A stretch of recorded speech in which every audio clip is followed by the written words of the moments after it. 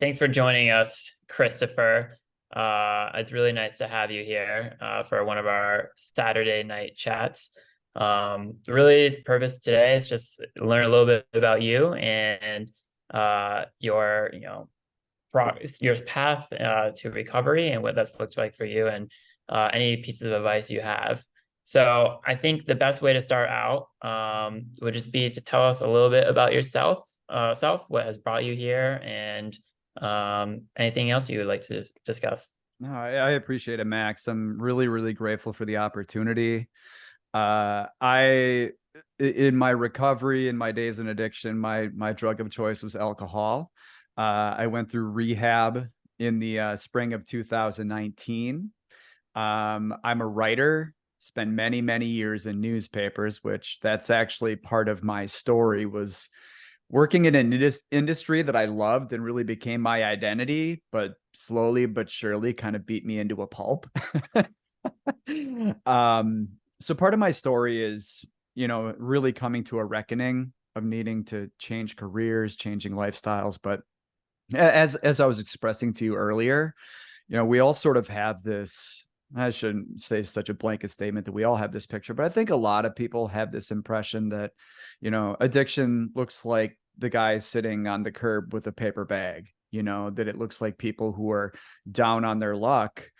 When in all actuality, one of the reasons why I really enjoy sharing my story and why I think it's important is that I was an extremely high functioning alcoholic, just like the millions of people that are, out there walking among us who are suffering in silence. I was a celebrated journalist. I was on an upward trajectory. I went from, being a sports writer to a sports editor, then assistant editor on the news side, and eventually to the point where I was the editor of a daily newspaper.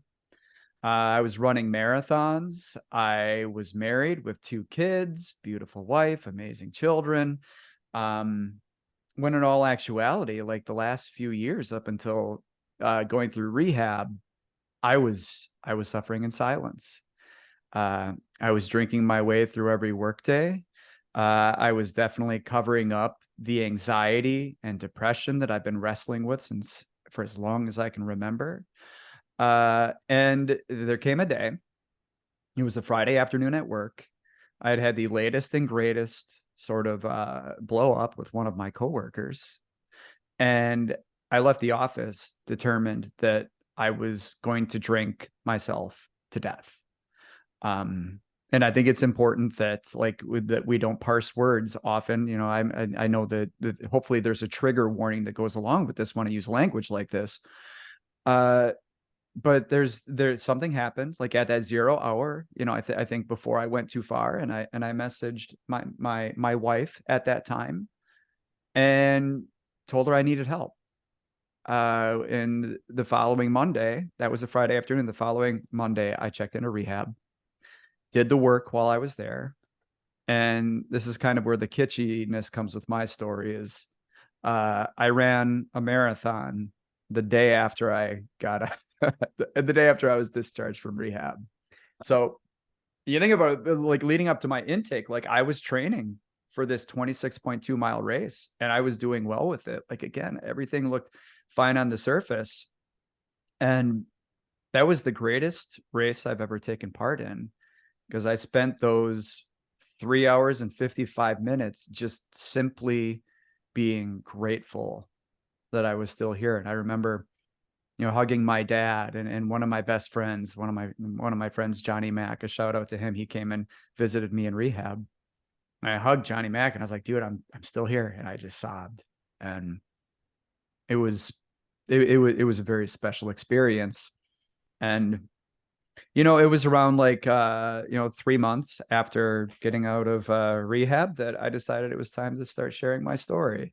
And here we are 3.5 years later, and I'm just really grateful for your audience and a chance to share my story, because I hope that there's some folks who can grab onto this and relate to some of the stuff I've been through. But hopefully, like with most impact is like I want folks to see just how incredible recovery is and how you can thrive, kind of when you change your mindset about things. And when you're on a recovery program that is tailored for you and that makes sense to you and taps into your passions, if that makes sense.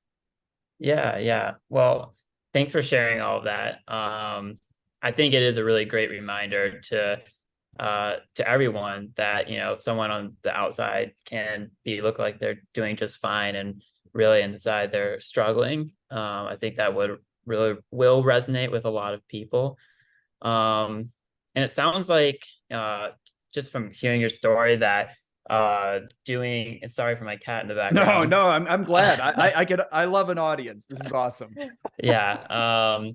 It sounds like you know, running has been very therapeutic to you. Or it sounds like it's been a big part of your journey. And I guess can you tell me, I guess, other ways that you have helped you in your path to recovery or outlets that you've looked towards? Oh, absolutely. You know, I always say I like to approach recovery with sort of an a la carte mentality. I've kind of, you know, Frankenstein together my recovery program. And yes, exercise is a huge part of that.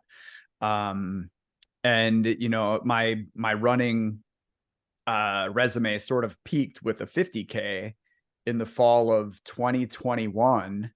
And then I was like, man, I need to take care of my joints. And so I started getting into triathlon.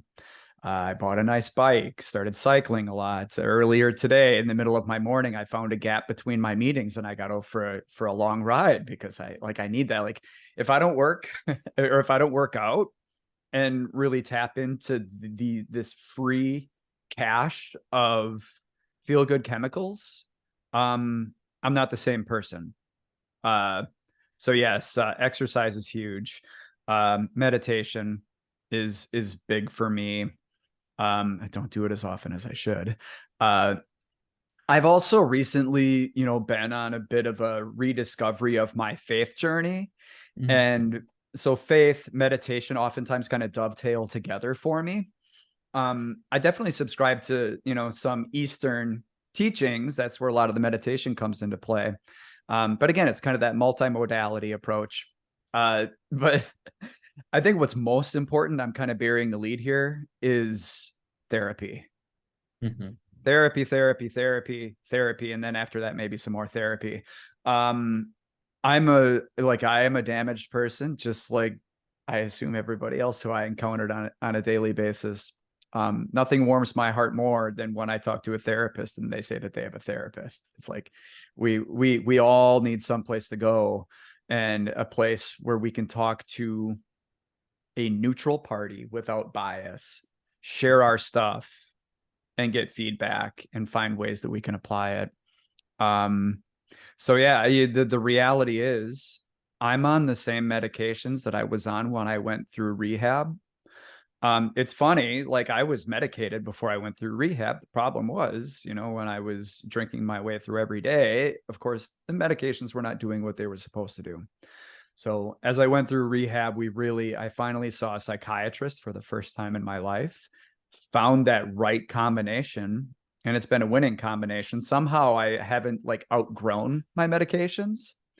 Um, but I have just fully embraced the fact that that is something that I need in order to optimize my life.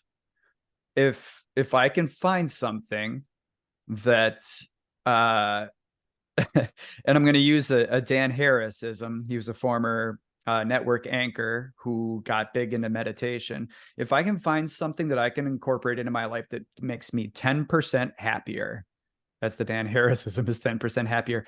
I'm going to use it. I'm going to find time. I'm going to budget time to use it because if I put in the time and take care of myself and incorporate these things, I do everything else better. I'm a better dad. I'm a better partner, better friend. Um, so yeah, there's a lot of things that I sort of cobbled together into the gumbo that is my recovery program. Yeah. Well, and I guess, you know, obviously it sounds like you really fully endorse therapy. Outside of therapy, I guess what support systems do you lean on? Sounds like family, friends, but how do you lean on them and who do you lean on? Sure, I mean I lean on people with like full-fledged honesty. The weekend before, as I described earlier, we decided on Friday I was going to rehab, and I couldn't get to bed until Monday. Mhm. And so I spent that weekend reaching out to a lot of the people who were closest to me, and just showed all my warts and just said, here's what I'm going through. I'm going to rehab. It was terrifying. I had the opportunity to chat with Cindy for Speak Out on Stigma, and I talked about this, like that fear of like, how are people going to respond when I tell them um, that I've been suffering like this? Are they going to think I'm broken? Are they going to think that I'm a lost cause? And everybody who I told didn't meet me with criticism or anything. Now you see my administrative assistant back here. It it was universally met with love and support, and people saying, we love you and we just want you to get better. Um, so uh, those folks who I told remain fixtures in my life. Um, like, full disclosure, I have gone through a divorce, and my ex continues to be a close friend of mine. She is there for me. My partner, Lindsay Gregerson, an incredible human being, is a rock for me. Um, and I also spend a little bit of time with the Phoenix in Milwaukee. It's a fitness group that's focused on fitness and recovery. But it's this too. It's sharing my story. And Mhm. frankly, I've missed that because I'd spent like 14 months hosting my own podcast on recovery, like the shameless plug here. It's called 40,000 Steps Radio. I'm trying to figure out where that fits into my advocacy as I sort of ramp it back up. And part of that advocacy too, like I need this fellowship. I need these connections with others in recovery. And I'm going through the certified peer specialist training in September. um that's a huge part of my support system, is that connection with other folks who've been there, done that, where we can share war stories in a safe place. So yeah, I mean, my support system comes from all walks of life. I talk with my parents about my recovery.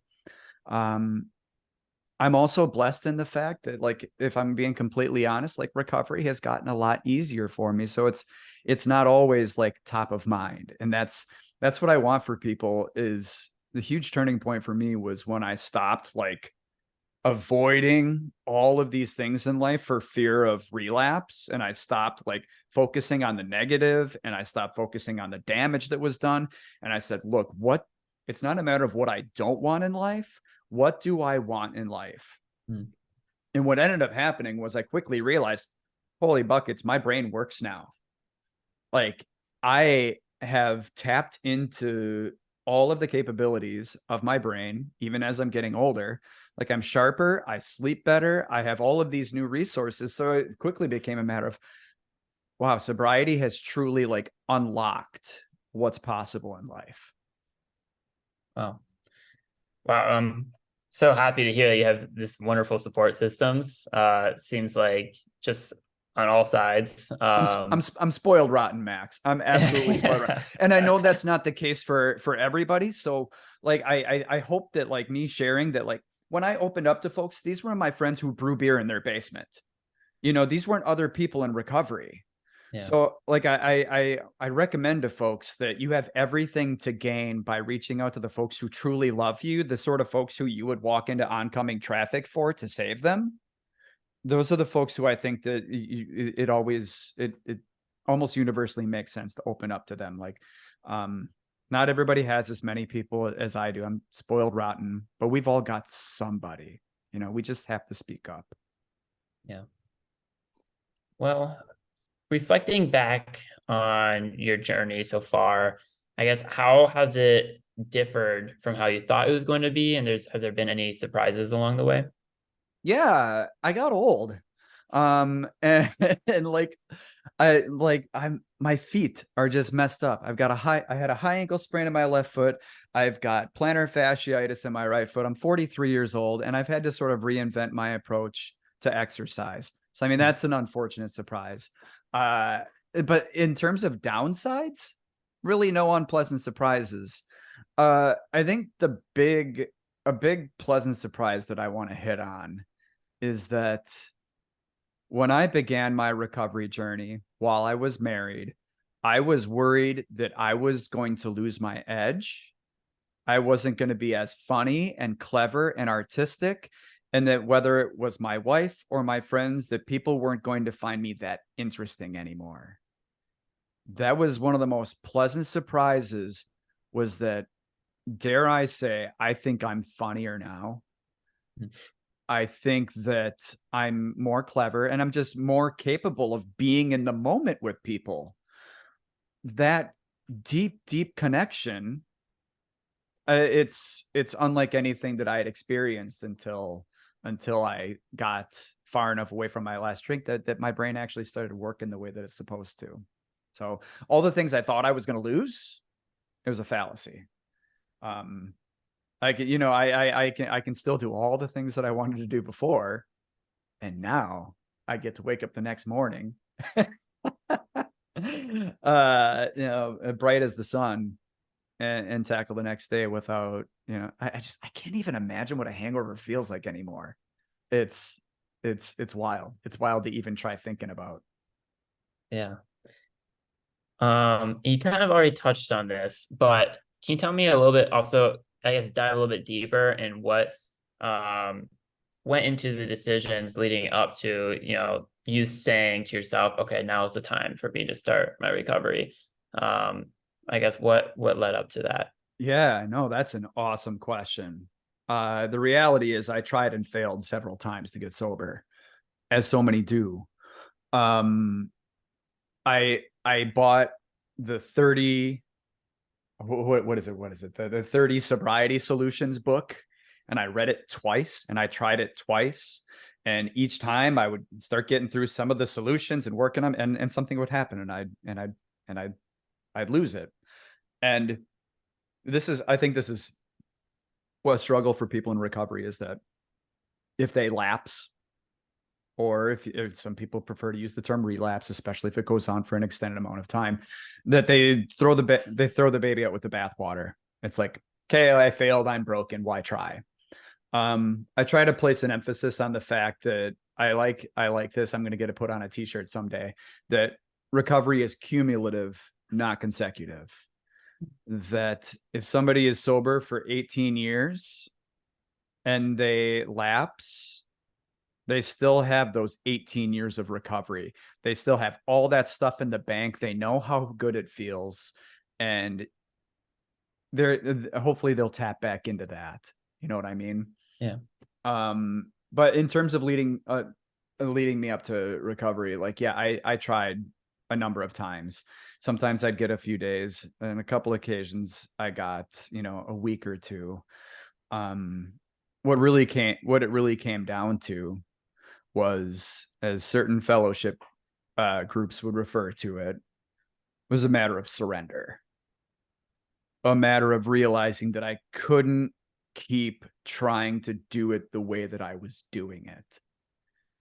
And yeah, I bet on myself, because I knew that if I quit my job, it was going to be a struggle. My job was part of my identity, as I said earlier, and I was, the main breadwinner in my family. I knew that there was going to be judgment, which again, we kind of come back to the fact that I created a monster out of that doesn't exist. I knew it was going to be hard. So ultimately for me, I knew that I was going to have to go through rehab. I was going to have somebody put me in a place where I could legitimately get help for an extended period of time and not be allowed around alcohol. Mm-hmm. So it really came down to surrender, and it came down to a refusal to keep trying and failing the way that I was doing it. Um, it was a big pivotal moment, and I experienced it a number of times in rehab, that it was like, I thought that this is the problem with being a nerd and being kind of a brainy person, was that I thought that I was smarter than my addiction. I thought that eventually I would be able to figure it out on my own. Um, or perhaps even more dangerously, I thought I'd always be able to coexist with my addiction, because this is the extent of it, that it was like, I was an editor, but I was also the crime and courts reporter.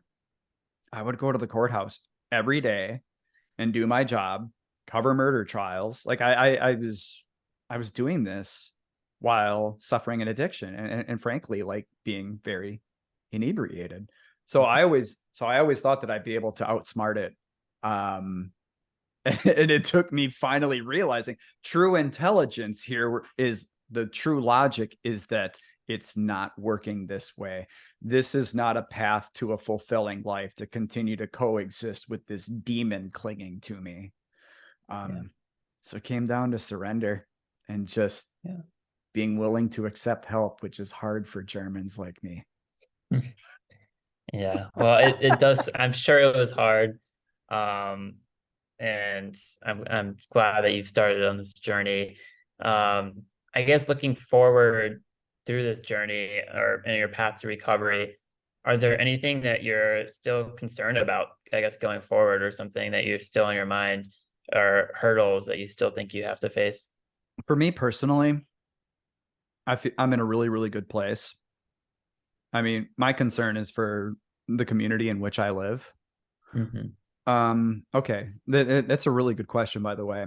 And okay, so here would be a concern is as I go through my certification as a peer specialist, if I'm going into groups and working with people one on one, this is where I think fear and knowledge of the past, like we still need to maintain an element of that because if I go and sit down in a room with somebody in recovery, they might share an anecdote that might just hit some neural pathway of mine that's still clinging to that romanticism of drinking. Like I need to constantly be vigilant. Um, so I guess I'm kind of entering uncharted waters a little bit. And I think that that's where, you know, folks from all different like phases of their recovery need to be aware of what it feels like when you touch the hot stove so that we don't touch the hot stove again, so we don't burn our hand again. So while I'm in a really good place, I'm also aware that I have my shortcomings. I'm still a broken person, always will be. I'm just trying to mend a little bit every day, one day at a time. Um, I don't know. It's just kind of the awareness that like I'm not perfect. I don't have all the answers, and just constant vigilance. You know. Yeah. Yeah. How about you? Why are you in this game? You're a medical student, and is this an area of Yeah. passion for you?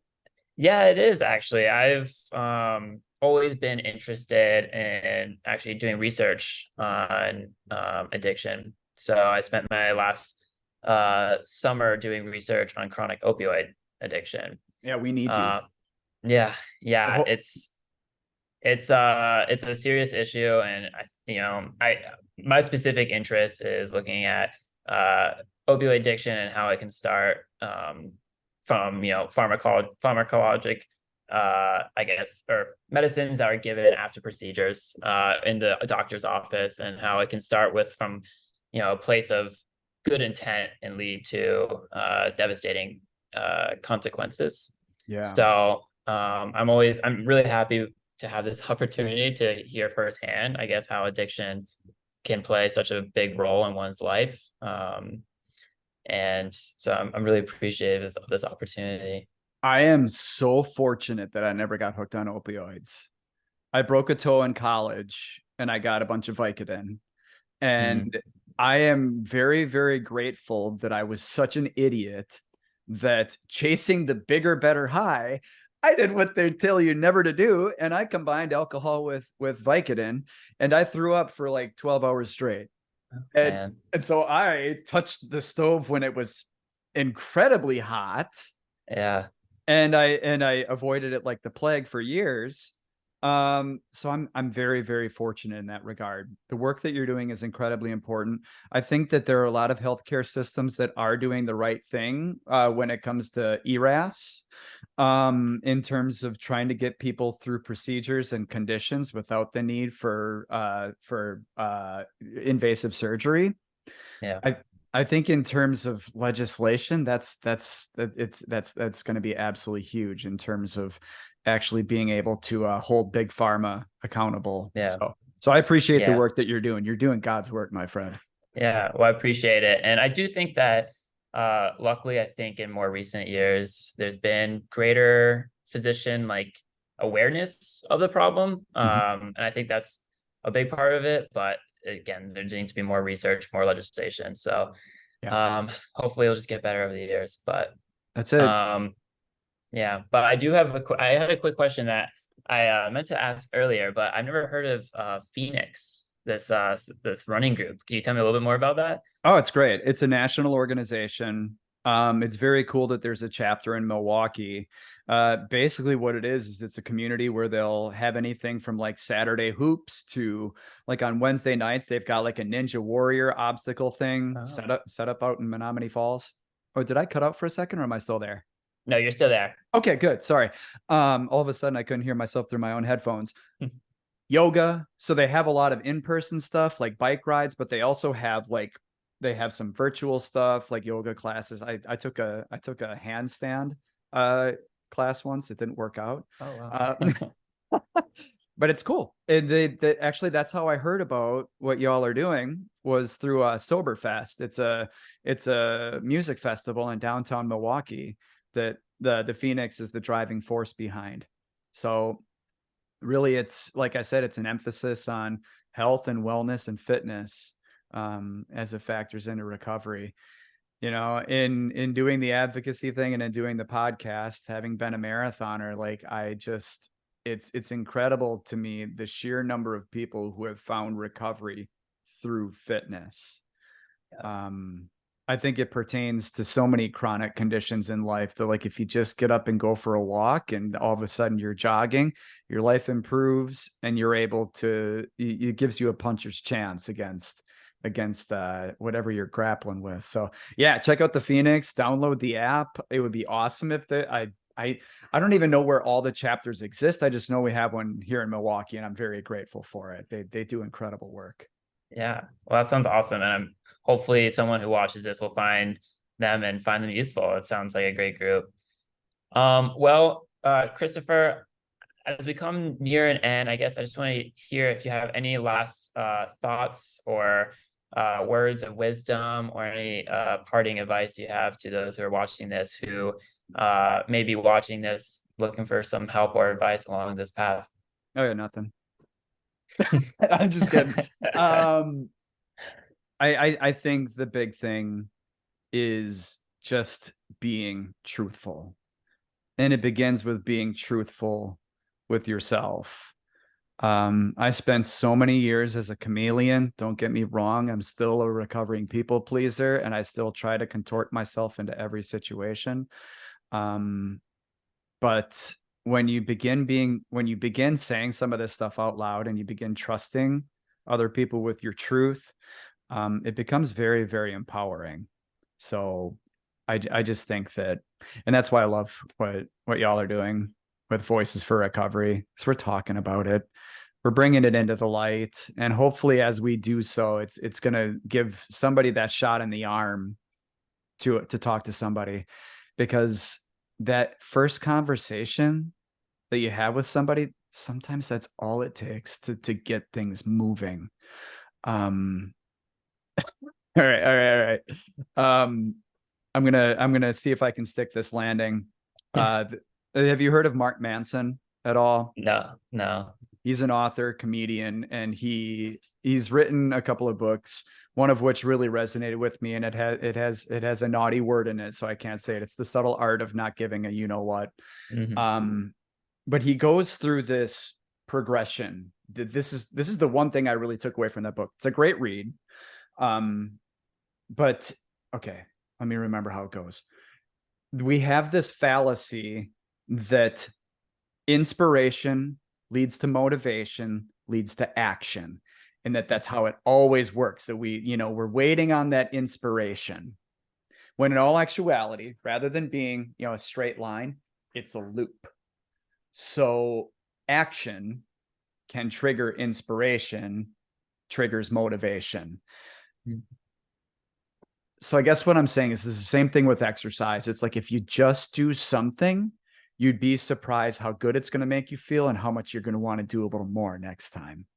So I think that plays into that initial conversation that if you're suffering and if you're struggling, find somebody in your life, have that first conversation, and that it might set you free.